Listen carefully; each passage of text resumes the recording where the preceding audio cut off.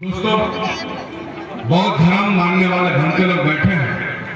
हम लोग बौद्ध धर्म के बहुत सारे संस्कार नहीं जानते, लेकिन हमने बौद्धिज्म को जितना पढ़ा है, जितना जाना है, जितना समझा है, उसके हिसाब से हम ये मानते हैं कि भारतीय नागरिकों के विकास में, उनके जीवन में, उनके जीवन के चक्र में, उनके कल्चर में, उनकी संस्कृति में पहले से बौद्धिज्म व्याप्त है।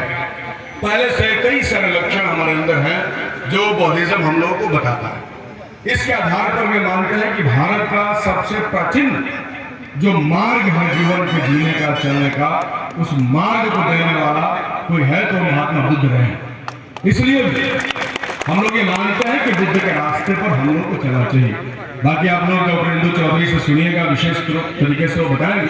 हम लोग तो राजनीति में एमएलए होने के साथ साथ क्षेत्र के विकास में नली गली, रोड, सड़क, स्कूल, कॉलेज, लाइब्रेरी के निर्माण के साथ साथ हम ये मानते हैं कि समाज का निर्माण करना भी राजनीति का कर्तव्य है और राजनीतिक व्यक्तियों को समाज के निर्माण की दिशा में आगे चलना चाहिए।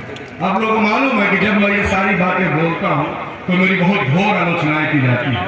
यहाँ तक कि कई बार मेरे ही क्षेत्र में मेरे पुतले फूके गए। अब जो फूकने वाले होंगे उनके बारे में आप जानते हैं, वो आज भी फूक सकते हैं।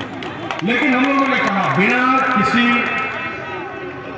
तनाव के, हमने कहा कि इतना रिस्क तो हमको लेना ही होगा अगर हम चाहते हैं कि हमारे समाज का विकास हो, हम चाहते हैं कि हमारे बच्चे आगे बढ़े, हमारे बच्चे पढ़ें, उनका डेवलपमेंट हो, उनका विकास को समझना होगा। हमारे क्षेत्र में कई सारे बौद्ध विहार बन रहे हैं।